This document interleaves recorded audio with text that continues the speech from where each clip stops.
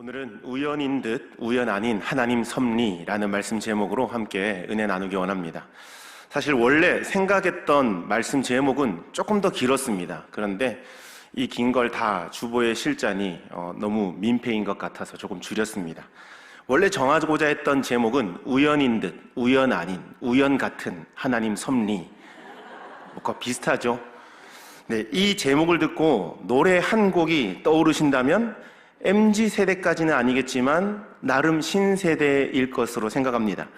2014년에 가수 소유라는 자매와 또 정기고라는 그 형제가 팀을 이루어서 썸이라는 그런 노래를 부른 적이 있습니다. 저도 평소 대중가요를 들을 일이 없기 때문에 잘 모르는데 길거리에 나가도 이 노래가 당시에 많이 들렸고 마트나 식당에 가도 항상 들려오는 노래가 바로 이 노래였습니다. 그 후렴 가사가 이렇습니다. 요즘 따라 내 거인 듯 내 거 아닌 내 거 같은 너, 네 거인 듯 네 거 아닌 네 거 같은 나. 이게 무슨 사이인 건지 사실 헷갈려. 저도 헷갈립니다. 이게 무슨 말입니까? 그래서 네 거란 말입니까? 내 거란 말입니까? 굉장히 어렵죠. 이때부터 새로운 유행어 하나가 생겨났는데 바로 썸이라는 단어죠. 친구는 아닌데, 남녀 이성 간의 친구는 아닌데 그렇다고 사귀는 사이도 아닌, 교제하는 사이도 아닌 그 중간 단계쯤 되는 상태를 썸 탄다라고 얘기를 하기 시작했습니다. 남녀 사이의 관계에 있어서도 이렇게 풀리지 않는 애매한 상황이 있는데 우리 삶에서도 이런 일들을 굉장히 많이 만나게 됩니다. 어떤 사람을 우연히 만났는데 알고 보니 이 사람이 내 삶에 정말 중요한 역할을 하게 되는 경우가 있죠. 또는 어떤 사건이나 상황을 만났는데 그 상황 때문에 나중에는 내 생각이 바뀌게 되고 또 그 상황을 통하여서 귀한 깨달음을 얻어서 내 결정이 바뀌게 되고 그 결정으로 인하여서 내 인생이 바뀌게 되는, 내 삶이 바뀌게 되는 그런 경험도 하게 된다는 것입니다. 세상 사람들은 이런 일을 겪을 때 뭐라고 표현합니까? 어쩌다 보니 된 거지. 오늘 재수가 좋았다. 운이 좋았다. 이런 단어들을 사용합니다. 많이 들어보신 표현들이죠. 그러나 우리 성도들은 그런 단어를 사용하지 않습니다. 우리 성도들은 비록 눈에 보이지는 않지만 모든 것에는 하나님의 섭리가 있다고 믿기 때문입니다. 그렇습니다. 우리 삶에는 결코 우연은 없습니다. 모든 것이 하나님의 은혜이고 모든 것이 하나님의 섭리 안에서 이루어진다는 사실을 믿고 살아가는 저희들이기 때문입니다.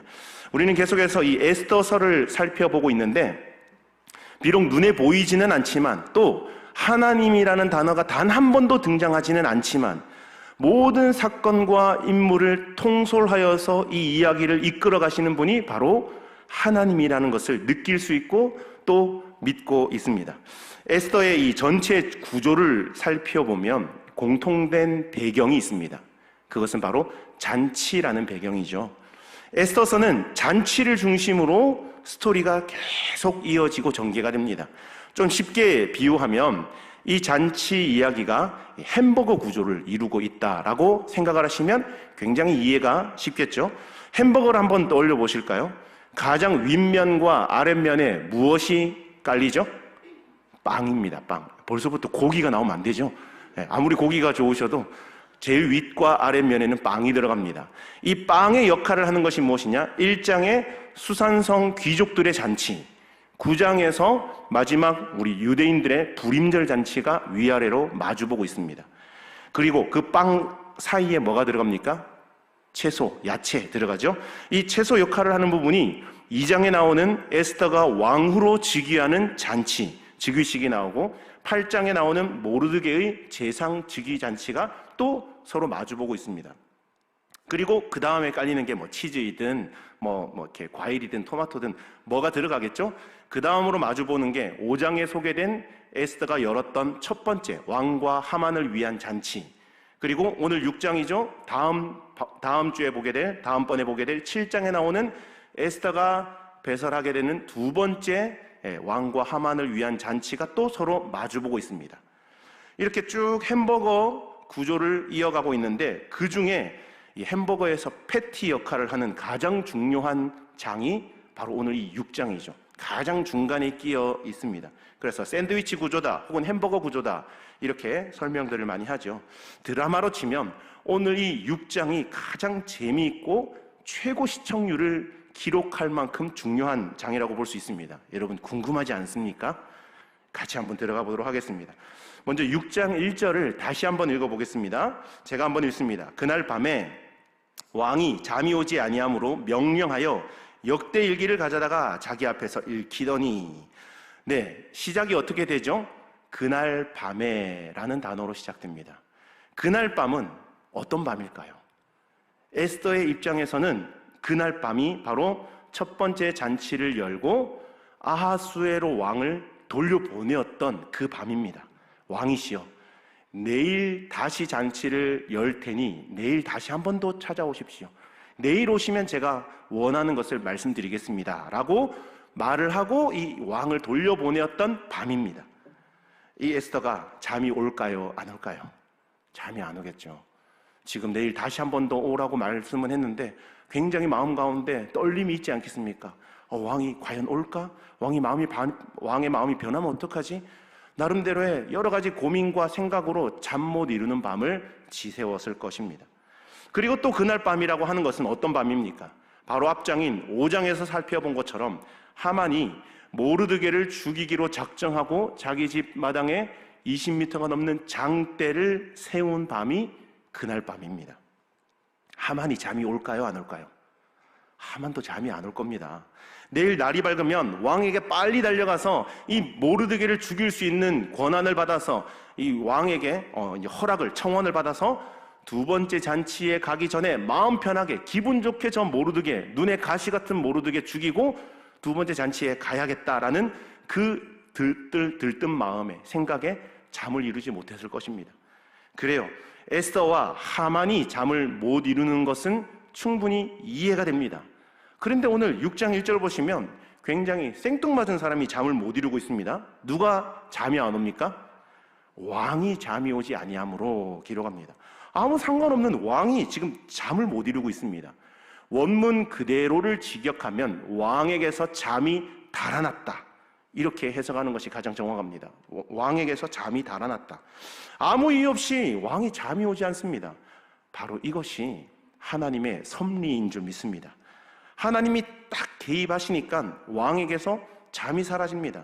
왜 사라지는지 몰라요. 술도 흥건하게 먹었고 기분도 좋고 에스더를 보니까 마음이 흡족하고 너무너무 기분이 좋은데 이상하게 잠이 안 옵니다. 그래서 왕이 어떤 명령을 합니까? 명령하여 역대 일기를 가져다가 내 앞에서 읽으라 라는 명령을 합니다.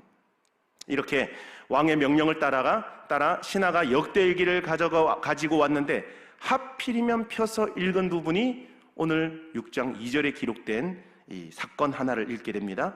문을 지키던 왕의 두 넷이 빅다나와 데레스가 왕을 암살하려고 했던 그 음모를 모르드게가 고발하여서 무산되었던 그 사건을 읽게 되는 것이죠. 여러분, 하나님의 일하심, 하나님의 섭리가 느껴지십니까? 너무 소름 돋지 않습니까?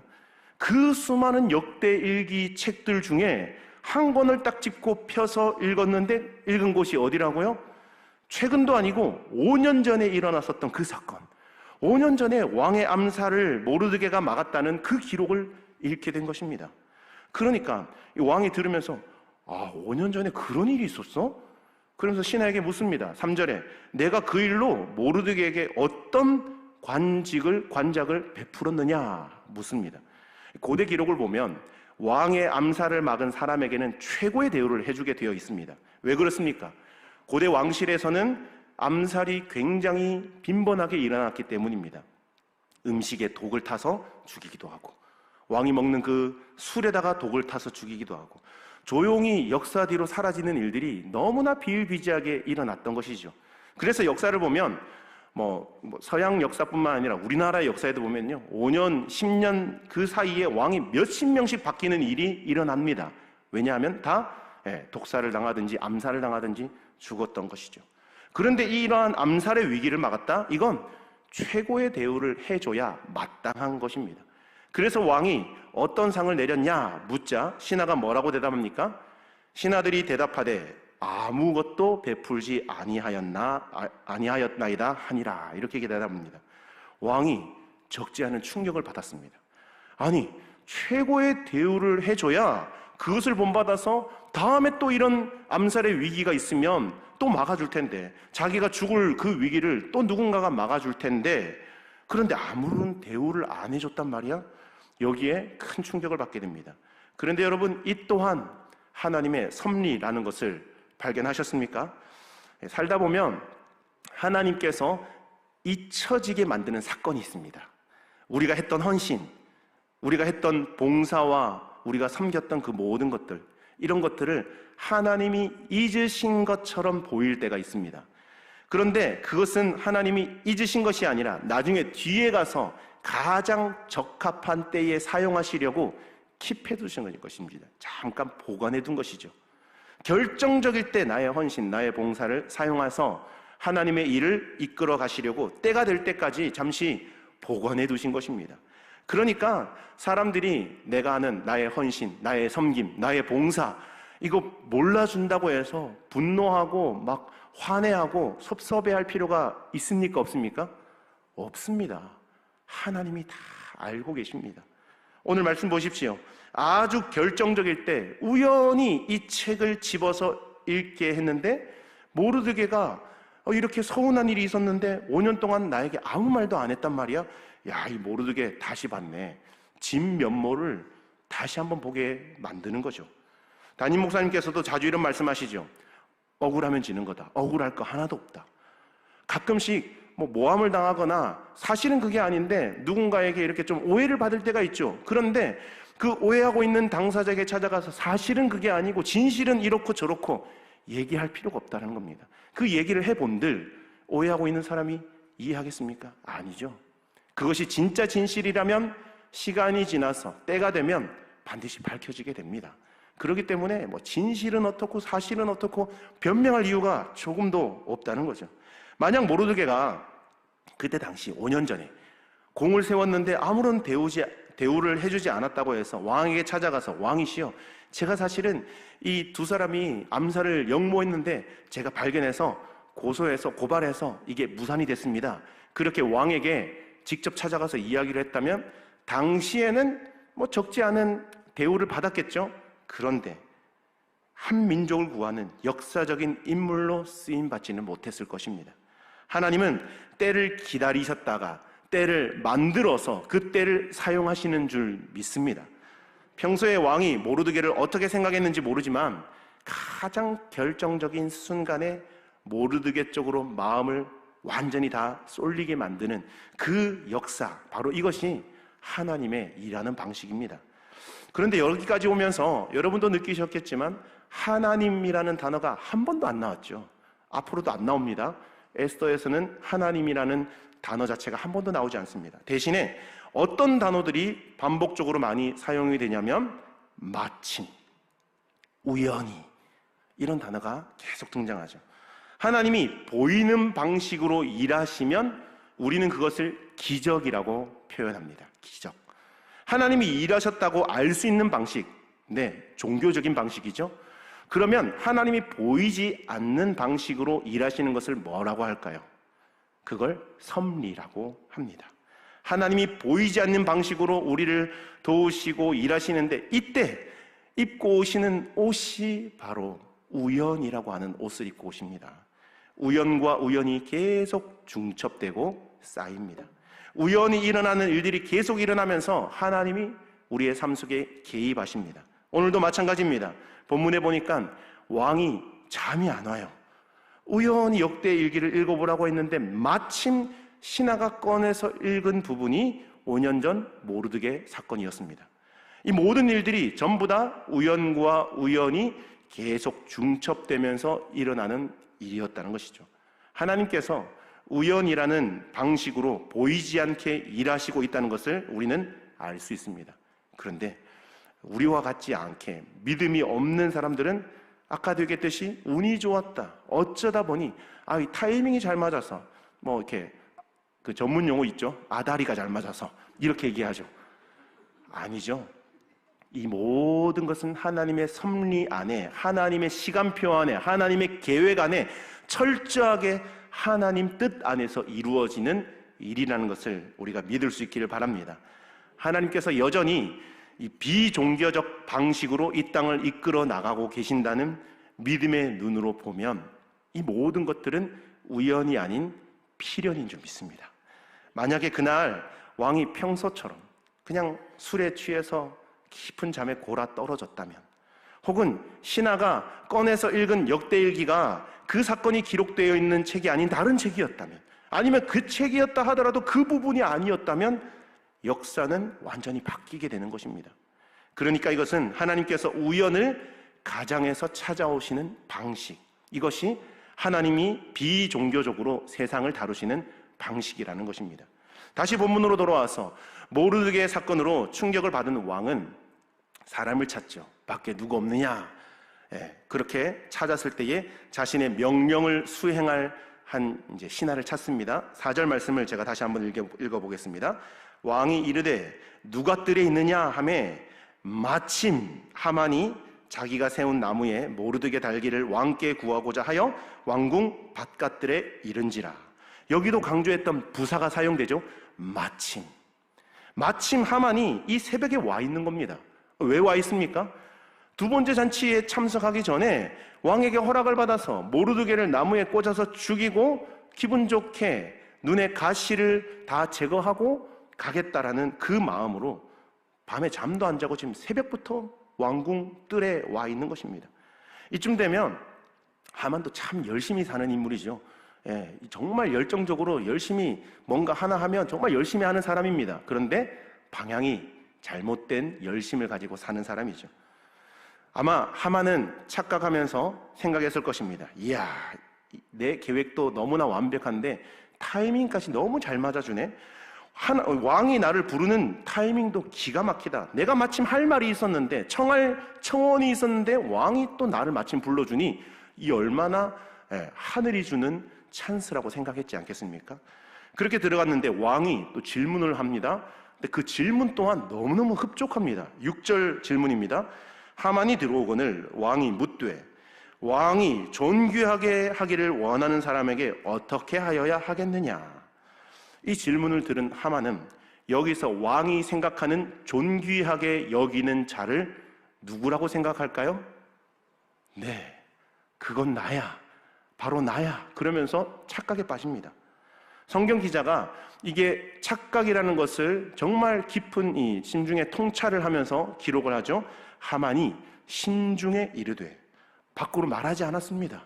속으로 생각했는데 이 성경 기자가 그것까지 이 신적인 통찰력으로 기록을 합니다. 하만이 심중에 이르되 왕이 존귀하게 하기를 원하는 자는 나 외에 누구리요? 얼마나 자신 있습니까? 여러분, 착각은 자유지만 그 책임은 본인 몫입니다. 이 우연과 우연이 계속적으로 중첩이 되고 일어나고 그 안에 인간의 망각과 착각을 섞어가면서 일하시는 하나님, 그 하나님을 보게 됩니다. 하나님께서 일하실 때 우연이 계속 반복됩니다. 그런데 그 안에 인간들이 우연을 바라보면서 착각하죠. 그러면서 하나님의 뜻대로 일이 진행되면서 새로운 역사가, 하나님이 기대하시는, 하나님이 원하시는 그 새 역사가 써내려가는 것입니다. E.H. 카라고 하는 그 역사학자이자 그 저자가 있습니다. 역사란 무엇인가 라는 그 책이 있습니다. 이 책을 보면 아주 재미있는 챕터가 있습니다. 4장에 보시면 역사에 있어서 인과관계란 무엇인가, 역사에 있어서 인과관계란 무엇인가 라는 챕터인데요, 요약하면 이것입니다. 어떤 역사적인 큰 사건 하나가 일어났습니다. 일어난 사건 그 자체는 필연입니다. 필연적으로 일어났어요. 그런데 이 필연적인 사건을 다 쪼개어 보니까 우연과 우연이 계속 중첩이 된 사건이었더라라는 것입니다.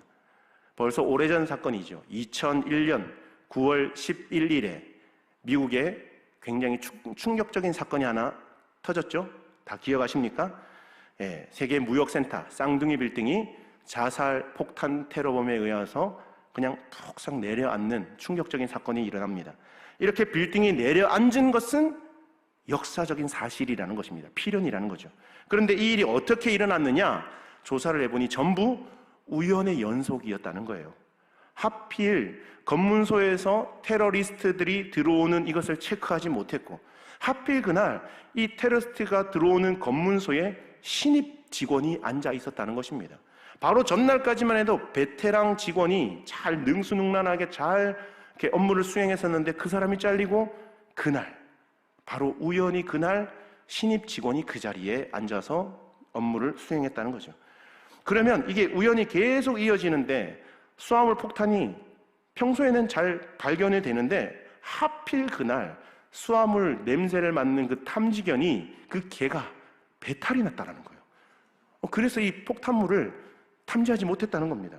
결국 이 수화물 폭탄을 확인하지 못해서 우연히 중첩되어서 마지막에는 역사의 필연이 쾅 하고 터지게 됐다는 것입니다. 이걸 E.H. 카라고 하는 역사학자가 이 역사란 무엇인가라는 책에 기록하고 있습니다. 세상 사람들이 아무리 그럴듯하고 근사한 계획을 가지고 자기의 권세를 가지고 자기의 목적을 이루려고 해도 하나님께서 어떻게 일하십니까? 아무도 예상하지 못했던 변수라는 것을 가지고 우연히 계속해서 중첩되면서 안에 뭘 섞어가면서 일하십니까? 인간의 망각과 착각을 섞어가면서 일하신다는 것입니다. 우리 멀리 볼 것도 없죠. 여러분 결혼 어떻게 하셨습니까? 결혼 어떻게 하셨어요? 그날 항상 타던 버스, 그 버스를 놓치고 그 다음 버스를 탔는데 마침 그 사람이 거기에 앉아 있었네. 뭐 그런 스토리 다 있으시죠? 사람이 그렇게 많은 도서관에 앉았는데 마침 그 앞에 앉아있던 그 오빠, 그런 스토리 다 있잖아요. 택시에 탔는데 택시 기사가 잠깐 합승 좀 하시죠 했는데 합승했는데 마침 그 사람이 지금 같이 살고 있는 그 남편이 되는 경우, 너무나도 우연과 우연으로 만나는 그런 만남이 많이 있습니다. 네, 이 모든 것이 이 망각과 착각을 섞어가면서 일하시는, 그리고 우연을 사용하시는 그 하나님이라는 거죠. 결혼이 무엇입니까? 여러분 결혼 보면서 하나님이 나에게 허락하신 사람이구나, 이건 필연입니다. 필연인데 거기까지 오는 모든 과정 속에는 우연히 계속적으로 중첩이 되고 인간의 망각과 착각이 섞여가면서 하나님의 일이 진행되고, 그렇게 가정이 세워지고 믿음의 가정 속에서 태어난 아이들이, 자녀들이 또 새로운 하나님의 역사를 세워가는 것, 바로 에스더가 지금 그걸 기록하고 있는 것입니다.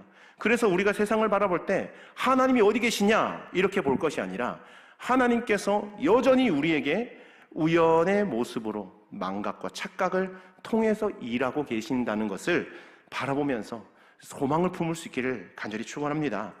이제 왕의 이 질문에 존귀한 자가 자기 자신이라고 착각했던 하만이 뭐라고 대답하느냐? 7절에 하만의 대답입니다. 왕께 아뢰되 왕께서 사람을 존귀하게 하시려면 8절 왕께서 입으시는 왕복을 입으십시오. 지금 아주 신났죠? 자기가 하고 싶은 거 지금 다 하려고 하는 겁니다. 왕복을 입으십시오. 또 이어서 왕이 타는 말을 태우십시오. 그러면서 9절에 왕복과 말을 왕의 신하 중 가장 존귀한 자의 손에 맡겨서 왕이 존귀하게 하시길 원하는 사람에게 옷을 입히고 말을 태워서 성중 거리로 다니며 그 앞에 반포하여 이르기를 왕이 존귀하게 하기를 원하는 사람에게는 이같이 할 것이라 하게 하소서라는, 자기가 원하는 걸 지금 다 얘기합니다. 앞에 자기가 이제 곧 행진을 할 텐데 그 앞에 앞잡이를, 길잡이를 한 명 세워서 그 앞에 나갈 때마다 사람들이 막 모여들겠죠. 그러면 그 앞에 나갈 때마다 왕이 존귀하게 하는 사람을 이같이 대우한다, 이걸 하라는 것입니다. 이게 우리 조선시대에도 있었던 관직이라는 거 아십니까? 갈도라고 하는 관직이 있습니다. 뭐 큰 관직은 아닌데 왕이 행차하거나 고관이 탄 마차나 높은 고위 관료가 탄 가마가 지나갈 때 앞서서, 우리 뭐 이렇게 드라마나 사극 보시면 있죠? 물러거라 하는 분 있죠. 물러거라, 누구누구 영의정 납시오, 누구누구 대감 납시오, 이러면서 먼저 앞서서 길을 트는 사람이 있습니다. 갈도라고 하는데 바로 그 갈도를 세워서 이런 왕에게 존귀함을 받는 사람은 이런 대우를 받는다, 이벤트를 하라는 거죠. 지금 이 하만은 마음속에 갈도의 역할로 누구를 염두하고 있을까요? 모르드게를 염두하고 있습니다. 이 갈도를 세워서 모르드게를 갈도로 세워서 이 역할을 다 하게 하고 굉장히 수치심과 그 굴욕감을 주게 만들고 그리고 갔다 와서 이 모르드게를 죽일 계획입니다. 이런 신나는 상상을 막 하고 있는데 10절에 갑자기 하나님의 기습이 들어옵니다.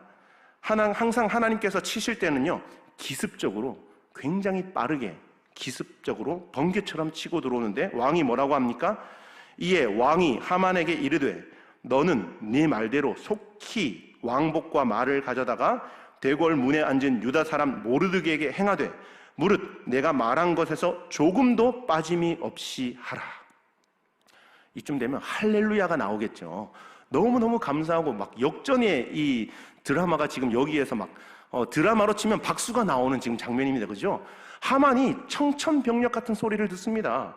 이게 하나님이 지금 치시는 것입니다. 굉장히 빠르게 치시는데 이게 뭐가 뭔지 모를 정도로 그냥 당하고 죽습니다. 지금 하만이 말을 듣긴 했는데 말이 도저히 자기 생각으로는 해석이 안 되는 거예요. 앞에서 물러거라, 이 모르드게를 물러거라 하는 갈도로 세우고 자기는 그 왕이 타는 말에 타고 가야 되는데 지금 자기가 갈도 역할을 해야 됩니다. 그래서 정신이 막 없어 하는데 11절에 이렇게 기록합니다. 하만이 왕복과 말을 가져다가 모르드게에게 옷을 입히고 말을 태워 성중 거리로 다니며 그 앞에서 반포하되 왕이 존귀하게 하시기를 원하시는 사람에게는 이같이 할 것이라 하니라. 하만이 했어요, 안 했어요? 했습니다. 하긴 했는데 지금 정신줄을 놓고 한 겁니다. 정신이 나가서 하긴 했는데 지금 이 상황이 어떤 상황인지 아직도 파악이 잘 안 됩니다. 이게 어떻게 됐지? 하는데 그냥 하고 왔어요. 그렇게 엄청난 번민을 가지고 집으로 돌아옵니다. 그리고 12절 모르드게는 다시 대궐문으로 돌아오고 하만은 번뇌하여 머리를 싸고 급히 집으로 돌아가서 계속 나오는 부사 발견하시죠? 급히, 속히 머리를 막 쥐어뜯으면서 이게 뭐지? 자기가 당한 그 수치심과 그 굴욕감, 이게 마음속에 진정이 안 되는 겁니다. 그래서 급하게 집으로 돌아와서 친구들을 부르고 아내를 불러서 이 얘기를, 자기가 겪었던 이야기를 쫙 합니다. 13절 자기가 당한 모든 일을 그의 아내 세레스와 모든 친구에게 말하며 그중 지혜로운 자와 그의 아내 세레스가 이르되 모르드게가 과연 유다 사람의 후손이면 당신이 그 앞에서 굴욕을 당하기 시작하였으니 능히 그를 이기지 못하고 분명히 그 앞에 엎드러지리이다. 지금 이 말은 지혜로운 친구와 아내의 입을 통해서 출애굽기와 민수기에서 이미 앞서서 하나님이 주셨던 그 예언의 말씀이 성취될 것이라는 것을 한 번 더 강조하고 있는 말씀입니다. 하나님이 대신해서 아말렉과 싸울 것이다. 하나님이 아말렉을 진멸할 것이다 라는 것을 지금 상징적으로 보여주고 있는 것이죠. 민수기 24장 20절 말씀에 이렇게 기록합니다. 또 아말렉을 바라보며 예언하여 이르기를 아말렉은 민족들의 으뜸이나 그의 종말은 멸망에 이르리로다 하고, 오늘 이 하만의 지혜로운 친구와 이 아내는 이 이야기를 알고 있었던 것 같아요. 하나님께서 지금 가장 가까이 있는 아내와 친구의 입을 통해서 예언적 말을 하고, 지금 이게 무슨 말인지 이 하만은 아직도 파악이 안 되고 지금 정신을 못 차리고 있습니다. 그런데 14절 보실까요? 아직 말이 그치지 아니하여서 왕의 내시들이 이르러 하만을 데리고 에스더가 베푼 잔치에 빨리 나아가니라. 이 말이 무슨 말인지 아직도 해석이 잘 안 돼요. 지금 이 상황이 도저히 자기에게는 수용이 안 되고 용납이 안 됩니다. 그렇게 멍한 상태에 있는데 하나님의 두 번째 시간차 공격이 들어갑니다. 왕의 대신들이 와서 하만을 이 두 번째 잔치에 어떻게 데리고 간다고요? 빨리 끌고 가는 거예요. 그리고 하만은 이 잔치에 끌려가서 다시는 집으로 돌아오지 못하는 신세가 됩니다. 하나님께서 심판하시기로 작정한 사람에게는 이와 같은 방식이 있습니다. 우연과 우연이 중첩되고 악인들의 착각과 그 악인들의 이런 상상력을 통해서 하나님 앞에 벌을 받게 만드시는데 바로 속도전을 씁니다. 속도전. 급히, 속히, 빨리. 하나님께서 이제 갱생의 여지가 없다라고 여기시고 심판하시겠다라는 마음을 품으시면, 그런 마음을 작정하시면 속도전으로 밀어붙이십니다. 이 와중에도 악인들은 어떤 생각을 합니까? 에이, 아니겠지. 에이, 우연이겠지. 끝까지 그 상황과 자기 자신의 그 지금 상황을 인정하지 않으려고 하죠. 수용하지 않으려고 합니다.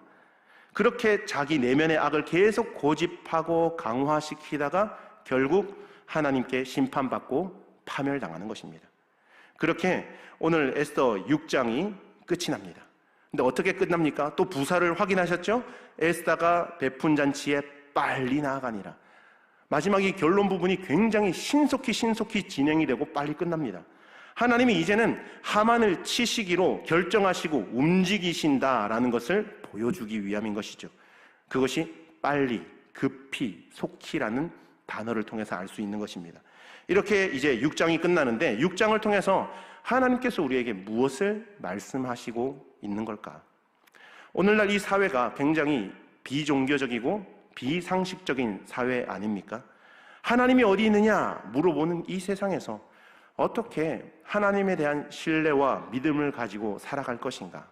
이 두 가지, 하나님의 섭리와 우연을 도구로 사용하셔서 일하시는 하나님의 손길을 바라보라는 것입니다. 세상 사람들이 어떤 갑질을 하고 어떤 함정을 파고 그 어떤 부조리와 악한 계획 속에 우리를 밀어넣는다 할지라도 그들은 보지 못하는, 그들 눈에는 보이지 않는 무엇이 있습니까? 하나님의 손길이 있다는 것입니다. 우리는 그 하나님을 믿기 때문에 하나님의 손길을 느낄 수 있습니다. 하나님의 개입과 손길이 있다는 것을 우리의 삶 가운데, 우리가 만나는 모든 상황 가운데 느낄 수 있기를 간절히 축원합니다.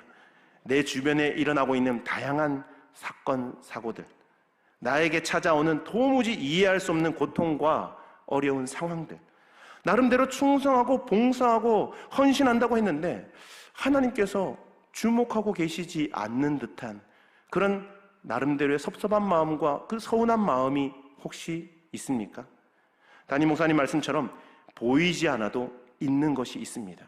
딱 적절한 표현입니다. 내 수준에서 보려고 하니까 안 보이고 답답한 것입니다. 하나님께서는 이 모든 상황을 굽어 살피고 계십니다. 나보다 나를 더 잘 아시는 하나님이시기 때문에 우리를 향한 크고 위대한 계획을 세우고 계신 줄 믿습니다. 하나님의 이 섭리를 믿고 에스더와 모르드게처럼 각자에게 맡겨진 사명을 묵묵히 잘 감당하시기를 바랍니다. 보이지 않지만 믿는 것, 바로 이것이 우리 성도들의 믿음인 줄 믿습니다. 이것을 바라볼 수 있어야 비종교적 사회에서도 여전히 하나님을 신뢰할 수 있으며 이러한 시선으로 세상을 바라볼 때에 이 역사적인 관점으로 이 세상을 살아갈 수 있는 것입니다. 바라기는 우리 분당중앙교회 모든 성도들이 이런 영적인 안목을 갖게 되시기를 주님의 이름으로 간절히 축원합니다. 기도하겠습니다. 사랑과 은혜가 충만하신 하나님, 에스더 6장을 통해 하나님의 일하심을 살펴볼 수 있게 하시니 감사합니다. 전지전능하신 하나님께서는 지금도 보이지 않는 곳에서 우연처럼 보이는 일들을 통하여 하나님의 사람을 세워가시고 하나님의 손길을 통하여 고통받고 힘겨운 삶을 살아가는 성도들에게 새로운 힘과 소망을 주시는 줄 믿습니다. 하만이 제 아무리 악한 계획을 세우고 모든 것이 본인 뜻대로 흘러간다고 생각했지만 하나님께서는 그때도 여전히 일하고 계셨으며 적당한 때를 기다리셨다가 완벽하게 상황을 역전시켜 주시고 하나님의 사람을 지키시고 보호하심을 보았습니다. 우리는 그 하나님을 믿고 의지합니다. 내 눈에 보이지 않고 내 귀에 아무 소리 들리지 않더라도 지금도 여전히 나와 동행하시는 전능하신 하나님을 찬양하오니 날마다 주님의 은혜와 긍휼하심을 입고 살아가게 하옵소서. 감사드리며 존귀하신 예수 그리스도 이름으로 간절히 기도드립니다. 아멘.